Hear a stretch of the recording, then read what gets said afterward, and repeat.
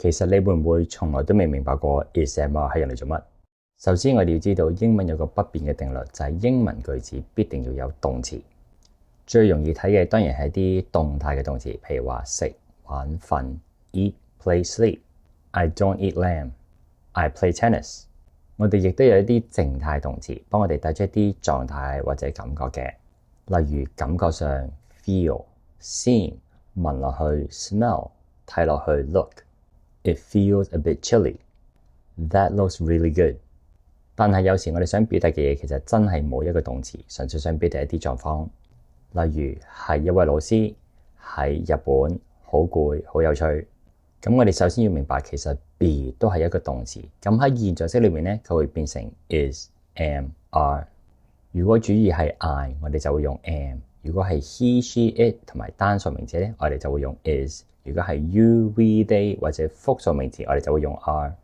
我會教我啲學生咧 be 係一個終極茄喱啡，即係個臨時演員。當句子冇動詞嘅時候 be 就會出現。我係一位老師，其實 I 同埋 a teacher 已經有晒所有嘅資訊，咁但係句子會冇咗動詞。得，交俾我作動詞。而因為句子係簡單現在式同埋主語係 I， 所以咧就會變成 I am a teacher。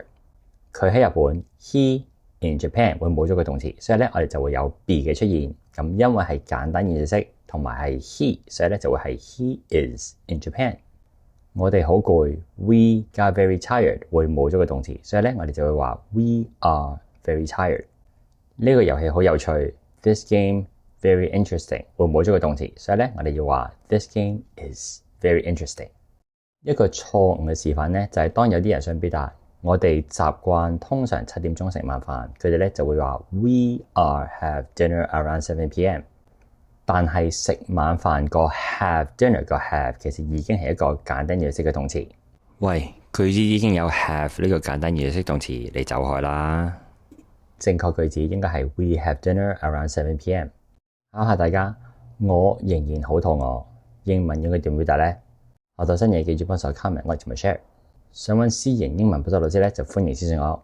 想支持下我就記住訂閱我嘅 Patreon 平台。